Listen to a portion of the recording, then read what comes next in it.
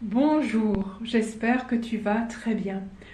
Aujourd'hui, je me suis prise une baffe intellectuelle de la part d'une jeune artiste peintre canadienne anglophone et cela m'a apporté une sorte de réflexion que je vais transposer dans le business musical et dans l'entrepreneuriat en général.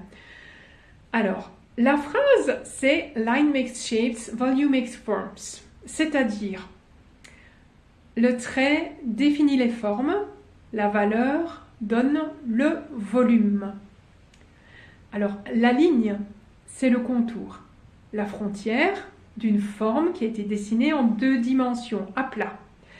La forme, c'est la figure plate bidimensionnelle que je crée avec les lignes de mon dessin. La valeur, ce sont toutes les gradations qui vont du clair à l'obscur, du blanc au noir par exemple, ce sont toutes les nuances de gris. Le volume, c'est l'illusion, et là est un mot important, l'illusion de la 3e dimension, c'est-à-dire la profondeur, le relief, tout ce qui est ombre et jeu de couleurs. En musique, d'abord. Le trait, c'est la mélodie. C'est aussi l'aspect technique du trait à l'archet, mais aussi de nos jolies petites mains qui se baladent sur nos instruments. La ligne, moi je transmettrai ça, transposerai ça vers la structure. C'est-à-dire si j'ai une partition d'orchestre, est-ce que j'ai des reprises ? Est-ce qu'il y a, si c'est une sonate, est-ce qu'elle respecte la forme traditionnelle que l'on retrouve chez Beethoven par exemple ? La valeur, ce serait l'orchestration, l'ensemble des accords. Jouer majeur ou jouer mineur. Le volume, c'est évidemment dans notre cas la puissance instrumentale, le choix de l'accompagnement.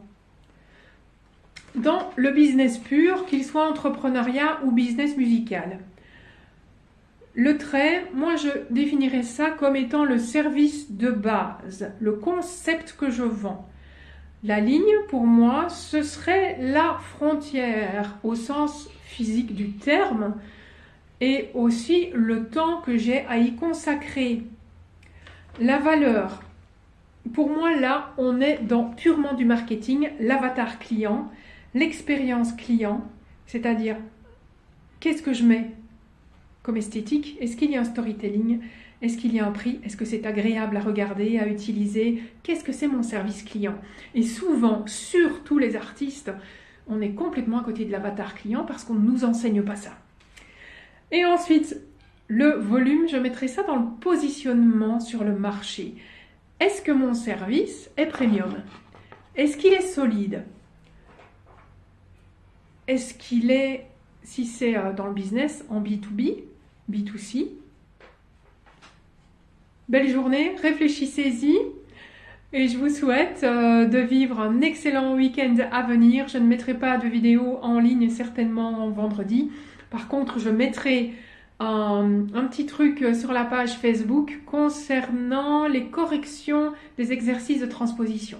Que tout se passe bien pour vous, à bientôt.